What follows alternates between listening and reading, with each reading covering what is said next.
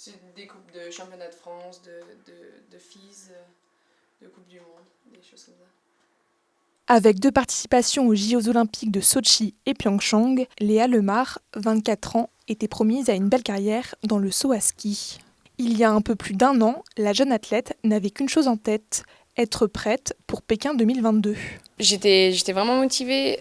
J'avais fait 2 JO, dont ceux de 2018 qui ne s'étaient pas très bien passés parce que j'avais eu une mauvaise préparation mentale, on va dire. Je m'étais pas mis dans le bon mood. Et je me suis dit que je repartais pour 4 ans et que cette fois-ci, j'avais appris vraiment de toutes mes erreurs. Et je voulais vraiment réussir, quoi. Enfin, mon objectif, comme tout sportif, je pense, c'était de gagner les Jeux, quoi. Donc avant d'arrêter, j'étais très motivée. Mais en février 2019, elle apprend qu'elle est atteinte d'une maladie auto-immune, de la thyroïde.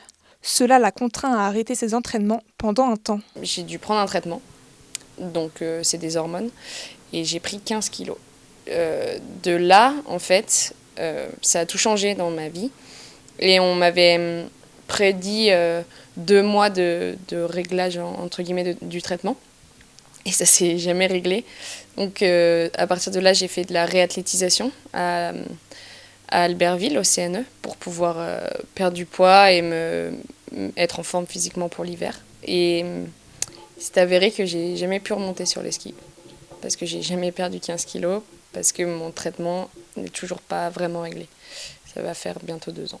Finalement, elle annonce en début de ce mois de décembre la fin de sa carrière. J'ai eu du mal à le dire et j'ai eu du mal à l'assumer, on va dire. Parce que c'est quand même Je tire un trait sur pas mal d'années de ma vie.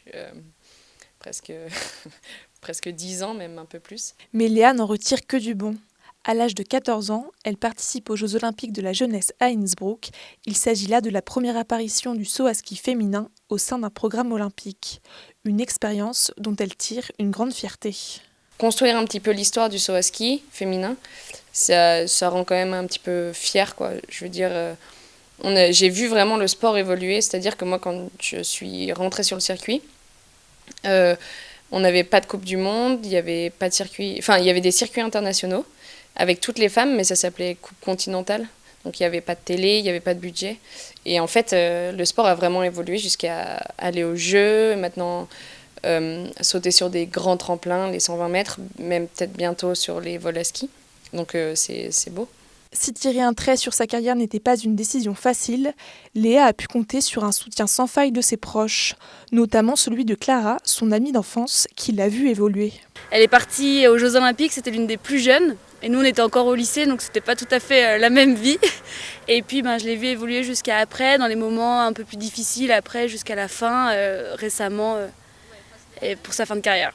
Mais la jeune femme n'a pas dit son dernier mot. Elle a repris des études en marketing et communication. Son amie Clara, elle, la verrait bien comme présentatrice sportive.